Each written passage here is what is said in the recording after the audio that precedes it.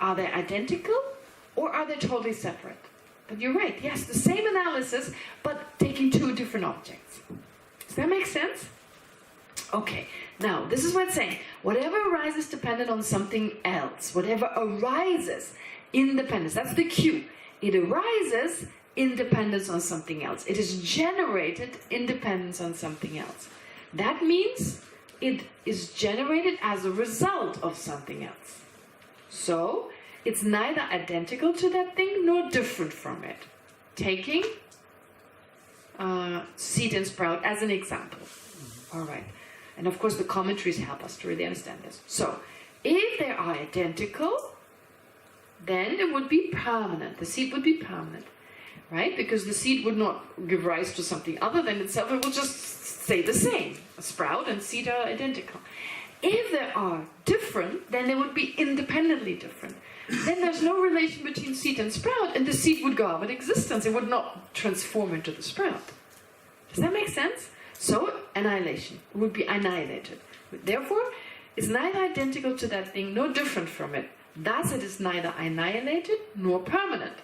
So actually, they don't exist as identical or totally separate, because they only exist conventionally. They don't exist inherently as seed and sprout. Since they don't exist inherently, that absurdity of being one or totally unrelated, and therefore the absurdity of being annihilated or permanent, doesn't arise for us, because things exist conventionally. Does that make sense? Okay, great. So, and then at the very end it says, it is nectar, the doctrine of the Buddhas, who are the protectors of the world. So this showing that we must practice this. So this is just showing that what has been taught here, actually we need to put this into practice. It's not enough. It's not enough. It's not enough that we sorry, I got distracted. It's not enough that we just read about this, we learn about this, but we have to actually practice this. All right. And so, one thing I forgot to mention was in verse 9, the 5 characteristics that we see, they're basically the characteristics from the point of view of someone who realized emptiness. Okay? And then from the point of view of an ordinary person, if you take cause and effect, from the point of view of an ordinary person, this is the relationship you come up with before you've realized emptiness directly. So then you would take the cause and the effect, taking it as an example. Just that analysis it shows you the process of getting there. While number 9 is like showing once you realize emptiness, those are the characteristics of emptiness. Okay, I've made some notes here, but I forgot to mention them. Okay, then yes. Yes. Did you say that the seed and the sprout are different but of one nature? They are of a different nature, but not unrelated of a different nature. They're not of one nature. To be of one nature, for two things to exist, of being of one nature, they have to exist at the same time. But being of a different nature does not mean they're not connected. This is a very difficult idea. It's not that easy. Well, very difficult means if you give me 2 hours, it will be clear. So, of two phenomena being of one nature and of a different nature. But it's not that hard. It's not that difficult. Usually we say if they are of one nature and they're dependent on each other, then one is a part of the other. If they're of a different nature and they depend on each other, they have a cause and effect relationship. But here we're not talking about the dependence as in like different, being dependent on something. Anyway, never mind. Let's not go into all these details. You need to study Dhutta for this. For this you need to study collected topics. If you study collected topics, if you study Pramanavartika, then you know, in particular in the Pramanavartika, the first chapter, this is discussed a lot. Being of one nature, being of a different nature. It's really just understanding different types of relationships of phenomena, which of course is part of understanding dependent arising.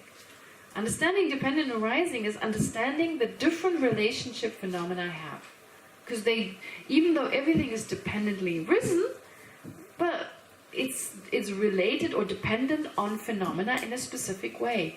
And you learn about this just for the sake of your better understanding, because then you can analyze them most efficiently and come to see that they can't inherently exist like that.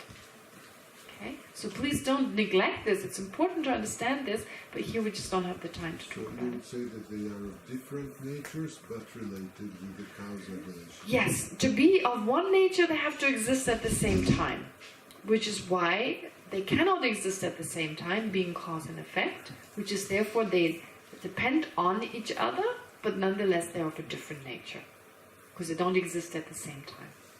If something doesn't exist at the same time, it's always of a different nature. But if it's of a different nature, it doesn't mean it like you and I, well, you know, I was born before you, so therefore I don't exist, I existed before you, which means like me as a child and you at that time not existing, so we are of a different nature. But even right now we are of a different even right now we're of a different nature, because you're not part of me. It's like I'm the part possessor and you're a part of me. Okay? Alright. Now, showing that we must practice this, so it is nectar, what has been taught, the doctrine of the Buddhas who are the protectors of the world. So in a sense they're said to be protectors, because if we study, if we learn and meditate what they've taught us, we can reduce our suffering. So they only protect us, not in the sense, this is just a kind of praise to the Buddha, but they don't protect us like take away our suffering. They can't do that. But if we follow their understanding, if we put this into practice, we may benefit in the same way. So in that sense, protecting. So here then is saying not identical, not different, not annihilated, not permanent. So designated phenomena are therefore not inherently identical, not inherently different, not inherently annihilated, nor inherently permanent. Here it's going back to phenomena, and it doesn't really say, it's just saying phenomena, designated phenomena. So the Buddha talked about designated phenomena. So it is nectar, the doctrine of the Buddhas, who are the protectors of the world. So the phenomena that he sets forth, emptiness and phenomena being designated, they are not identical, not different, not annihilated, not permanent. Yes. Even the nectar, even the Buddha, Yes. is a protector. Yes. You say, don't be mistaken. Yes. It's not inherently existing. Yes, exactly. So true. Neither the nectar, nor the doctrine, nor the Buddha, nor the protectors of the world exist inherently. So whatever is designated, these phenomena do not exist, they're not inherently one, not inherently different, not inherently annihilated, not inherently permanent. So this goes along again with what the Buddha says. This is something that Zonsei Khyentse Rinpoche once said, and I was so struck by when he said it. Many of you have heard me say that, but I once met him, and first I just thought he was this degenerate lama, you know, doing these movies and stuff. I didn't realize he was so amazing. Dzongsa Khyentse Rinpoche. What makes him He's very unconventional. He's very unconventional, but beautiful. Like Westerners can relate to him really well, and he has incredible insight into the Dharma. Upon just hearing first, you think like, makes movies and stuff, but the way he explains certain things, it's amazing. So one time there was a meeting with the Emory students and him, and I was like, movie lama. And then he said, first he said, the Buddha diluted the teachings. Buddha diluted the truth. And I was like, yeah, of course he's the kind of like degenerate lama, you know, he's saying the Buddha diluted the truth.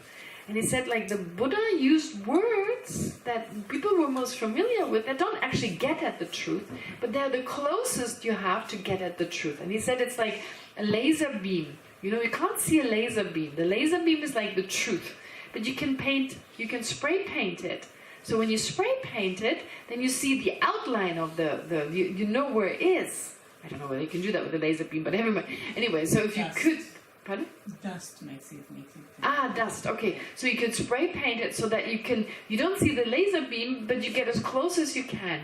So those are the words that the Buddha used to get closer to it. So of course, the words don't really express the truth. It's beyond those words, but that's the closest you can go. And so, if the Buddha came in the 21st century and had taught instead of the 26th century, I'm very sure he wouldn't teach all this. So actually, in order to understand what the Buddha says, we have to go back and understand Indian culture. We have to go back and understand Indian thinking.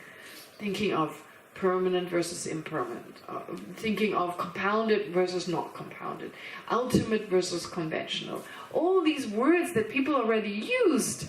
The Buddha used those words and explained the Dharma using these terms. However, in the 21st century, I'm pretty sure you would use words that are more familiar with us. And many of the great lamas, such as His Holiness the Dalai Lama, etc., they're able to do that.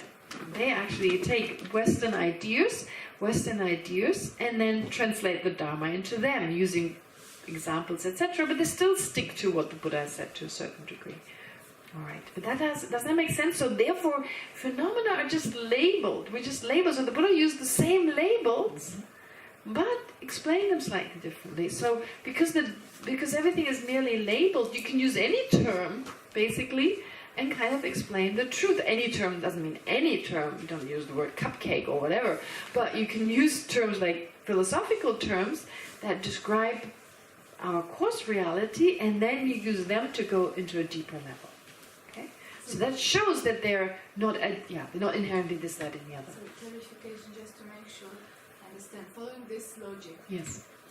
the seed transforming into a sprout is Yes. annihilated? No, the seed is not annihilated. Annihilated means its continuum is cut. Annihilated here, okay, good, I'm glad you bring it up. Annihilated doesn't mean just going out of existence. It means its continuum is cut. As in, like, not just, of course, the seed, when it's a sprout, it's no longer a seed. So it stops being a seed, but it's transformed into a sprout. So it itself changed. Annihilated, if they were totally separate, there was no connection between them, because they inherently and independently exist, then the seed would stop and just go. How could the sprout come into existence? It would just totally cut. There's no continuum. Cut. Nikhat, alle. What is it? What is nikhat? Annihilate. Okay. Alright. Now, verse number 12. When fully enlightened Buddhas do not appear, and when the Shravakas have disappeared, the wisdom of the Pratyeka Buddhas will arise completely without a teacher. Now, this is like, what? Where does that come from? And so the commentaries give different explanations with regard to that. But so the interpretations that the explanations they give is that the Buddha reminds us the teachings will not always be around. The teachings will not be always around. So, in the sense that it is nectar, the doctrine of the Buddha, who are the protectors, etc., which is also merely labeled, doesn't exist as inherently identical, etc. Okay, but those teachings will be, first of all, one interpretation that I came across was saying that when fully enlightened Buddhas do not appear in the chakras and the wisdom, so there are different people, different goals that you can reach in relation to this. So in relation to, what I was going to say, in connection to the Dharma, and in connection to emptiness, meditating, practicing emptiness, realizing emptiness, you can become a Shravaka, you can become a Buddha, you can become a Pratyeka Buddha. So different goals you can reach. Shravakas and Pratyeka Buddhas, they're practitioners whose main goal is to become liberated. For the time being, we want to become liberated. Of those, the Shravakas do it more with the assistance of teachers, while the Pratyeka Buddhas are those who want to attain realizations on their own. They don't necessarily, they are interested in, we have practitioners who are not that interested in being around the Sangha, for instance. So that shows that kind of mentality, which is fine. They like to be on their own, do their meditations. They don't want their meditations to be disturbed, for instance. Now, Pratyeka Buddhas are those who make prayers. Of course, they first receive the teachings, but then they make prayers to be born in a place where the Buddhas the Buddhist teachings are no longer around. And they want to then figure it out themselves. They want to figure out reality and reach their goal without the assistance of someone, because that would disturb their concentration. And also they don't teach through words, they teach through their example. They teach through, they say like through gestures. But gestures doesn't mean like teaching like through sign language. It more being an example themselves through their way of life. So they may not teach through, but you know, if you see a practitioner who's very disciplined, very subdued, that in itself is a teaching. A better teaching than someone telling you be subdued if the person's saying so, if myself is not subdued myself, as I am not. So you telling you something to do which I'm not doing, it's ridiculous. But like a Prateka Buddha who's really someone practicing, it's through their example. Okay? But of course, also Shravakas can also teach through their example. I'm just saying there's more of a tendency of seeking solitude. And so it is said that when the Buddhas disappear, when the fully enlightened Buddha has already disappeared, Buddha Shakyamuni is no longer around. And then there are the Shravakas, they stay longer. So they're still around. I would say they're still around. I mean, although the emphasis is not in Tibetan society, but there may be Shravakas, and definitely in countries where, in the Theravada tradition, where the goal of liberation is more emphasized, yeah, sure, why not? Definitely some Shravakas around. Probably not the ones that are famous, etc. Not necessarily, could be, but it could just be those who keep a low key, because they have no self-grasping. Of course, there could also be some of the great teachers at the same time. But don't have to be. So when the Shravakas, so at some point the Buddhas will have gone, when they're no longer fully enlightened Buddhas, and of course it's not just Buddha Shakyamuni, but also the great teachers, some of them being Buddhas, also existing in different countries, okay, Buddhist countries probably, to teach the path. But then when they're no longer there, as in like obviously there, and then the Shravakas have disappeared. So when Buddhism has disappeared, there may still be the Prateka Buddhas. Okay, they will rise completely without a teacher, but at some point they will also be no longer serving as an example. So basically, stressing the fact that there are different goals, but in the end, that Buddhism has its limit. To a certain time, it will be there. But then, as like a mainstream religion, of course, there could still be practitioners, but right now it's a system, it's an organized religion with monks and nuns, etc. So this will not always be around. In fact, it talks about 5,000 years. The Buddha himself. One understanding of the commentary, because it's very different in Sanskrit. In what way is it different in Sanskrit? Well, Sanskrit says, wisdom. The wisdom will prevail only. I said only. Yeah, but wisdom will prevail when the Buddhas have not arisen, the Shravakas will be destroyed, and the Prateka Buddhas will not arise. Okay. Only then wisdom will prevail. So it's not that when the first two will go away, the Prateka Buddhas will come, but all three will go away. Only then we'll have wisdom. So you have to get rid of Buddhism. I found a Sanskrit translation here. There's a translation, Nagarjuna's Middle Way. Do you have that one? Which one? Okay, let me just get this. It's called Nagarjuna's Middle Way, Mark Sidiritz and Shoru Katsura.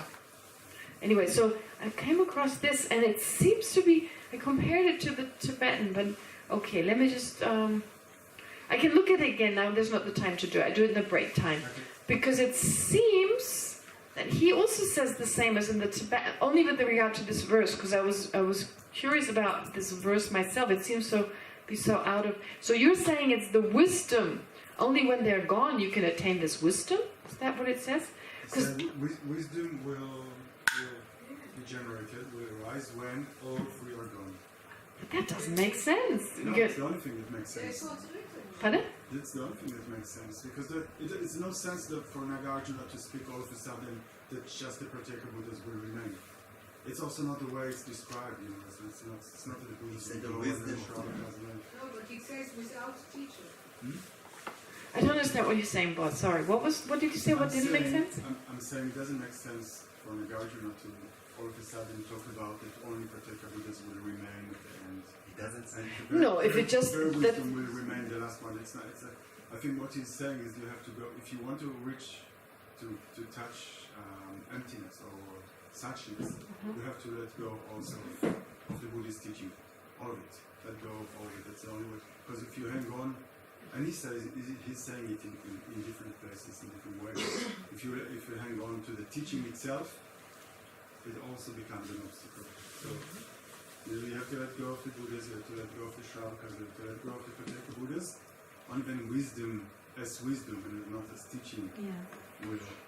I don't know. I mean, Buddha Balita and Chandakirti interpret it quite differently, so that would be very surprising because that's the tradition that's passed down from it. Of course, we can interpret it looser, right? But it seems a little hard that we come up with something like this. But also here in English, all of the Buddhas and the Pratyeka Buddhas and the Shravakas are gone, and then wisdom prevails, not the wisdom of the Pratyeka Buddhas. Okay, but yes. But wisdom, not I think okay.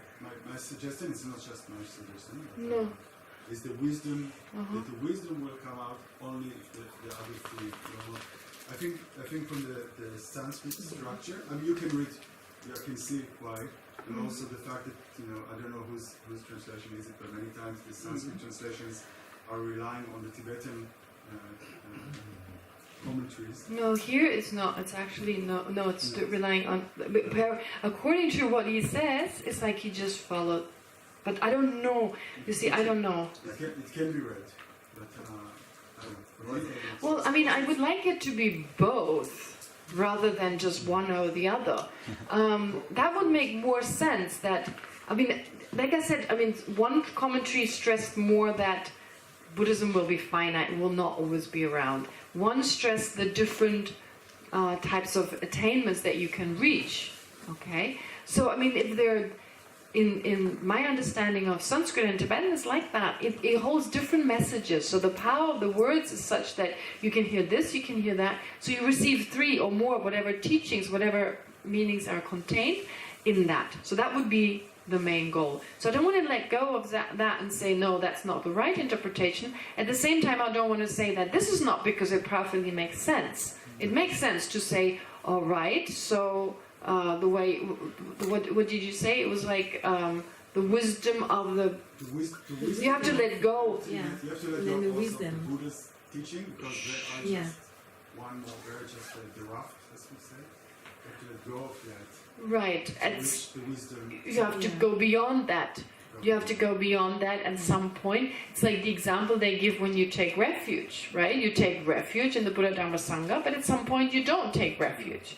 That would be like a boat. When you get to the other shore, you leave behind the boat. You don't carry the boat. So that reminds me of what you were just saying, in the sense that, all right, so at some point, the teachings of the Buddha, you need to let go of them, like just listening to the teachings as such. Now you need to practice that. You need to leave it behind and gain your own realization. Definitely that would make sense. So...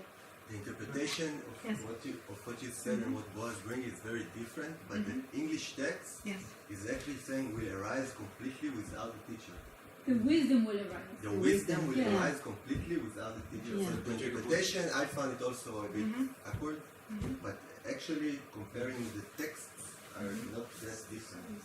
Okay, well then, surely, I mean, I think it's beautiful that you have another way of looking at it. Like, I don't know, I mean, I like to stick with Buddha Balita and Chandakirti because, I mean, just saying that I wouldn't dismiss what their interpretations, because definitely it was passed down from them. It was a very powerful lineage. But at the same time, since it makes sense and since the Sanskrit suggests that, I wouldn't dismiss that either. I want to go back again to, and I don't remember now what I read in this translation here. But anyway, So can you just please repeat what you taught in the beginning about the last 2 lines? What does it mean? what Boaz just... No, what you said. What Boaz says is clear. Yeah. Right. Okay. So, well, according to the two kind of meanings, and I don't remember exactly who says what. It's just in my notes now. This was the kind of conclusion I came to. That first of all, the teachings of the Buddha, there are different ways in which beings take those teachings. So there are different types of practitioners. There are Shravakas, there are the Buddhas themselves, there are the Shravakas and the Pratyeka Buddhas. That this is also implied. But that moreover the teachings will not always be around. That the nectar of the Buddhist teachings will not always be around. That the Buddhist teachings, so they will not always be there. And then not only will they not always be there, but also the teachings of the Buddha, we have to let go of them. I mean, that is also part of the process, like I said earlier. Initially we grow attached to the Buddhist teachings. And at some point we need to let go of that attachment, especially attachment to like a teacher, for instance. That is so strong, attachment to the teacher. Because it's sometimes, I don't know whether it's stronger than attachment to like a lover, but it's pretty strong. And it makes people do crazy things. People have killed in the name of the Dharma because of the strong attachment. So therefore, that's the first step, to let go of that kind of attachment. And then, as Boa explained, so not just that, but also at some point let go of the words, so it's less of an attachment, like you're so attached to the Dharma. Attachment to the Dharma would mean, for instance, like my Dharma is better than, right? Like a religious hatred would be a sign of strong attachment to the Dharma. And then attachment to the Lamas, which we see again and again. Right now, with His Holiness the Karmapa, there's a group of groupies. Wherever His Holiness the Dalai Lama is, in case of His Holiness the Dalai Lama, surely there would be groupies, but the bodyguards kind of make sure they don't really assemble. So during teachings, people fighting over seats, that is always a good sign, like having a good seat during the teachings, right? Wanting to sit as close as possible to His Holiness. And it's such a misunderstanding, because closeness is important. Okay, so maybe just say that about closeness towards a Lama. Closeness is very important. The closer you are to a Lama, the better. But we don't understand the meaning of closeness. We think closeness means physical closeness. It means the closer you sit to him. If he smiles at you, you're close. If he talks to you, you're close. If he doesn't talk to you, no, that is very, very worldly way of looking at closeness. The way we're close to a Lama is mentally. So how do we become close to a Lama mentally? Very simple. Practicing what the Lama teaches. Practicing what the Lama teaches. That is, and to remember, so we have these practices we do. There are certain practices where we bring to mind the Lama. Where you bring to mind, and here I'm talking about a fully qualified Lama. It's not about being close to them physically, being in their presence. One great example is Milarepa. He received instructions by Mapa. Okay, initially he wanted to be close, as in like just receiving the teachings, but he received them, I believe parts of them he received with other people there, so it wasn't like he was the only one, he was special. And then he took off to meditate. And he always thought of Mapa, like being inspired. So it's like the enlightened mind, the special mind of a teacher, just thinking of them and being inspired. That's it. That's the kind of closeness. So to be inspired, you want to have the same qualities as the Lama. And when we talk about faith, there are 3 types of faith. Sometimes people call it faith of conviction, but actually, to me, the word, it means faith of belief, because conviction is a little stronger than belief. I don't know, do you know the Sanskrit word for the 3 types of faith? Is there, I mean, just be curious, because the Tibetan word can mean conviction, but it can also just mean mere belief. So you have faith as you believe something. So the teacher tells you something, you haven't come to a first-hand conclusion on this, you haven't gained an experience yet. So for the time being, because it makes sense, it's not just merely saying it and you believe it. No, you believe it because it makes sense. And for the time being, you take it on if it's beneficial. Only that. Okay? Like I said, if you believe in past and future lives, it's beneficial. It's beneficial. Because you live past and future life in karma. You live a more moral life. You don't do unto others what you don't want others to do to yourself. If you understand karma and you understand past and future lives. Right? If you have, follow that.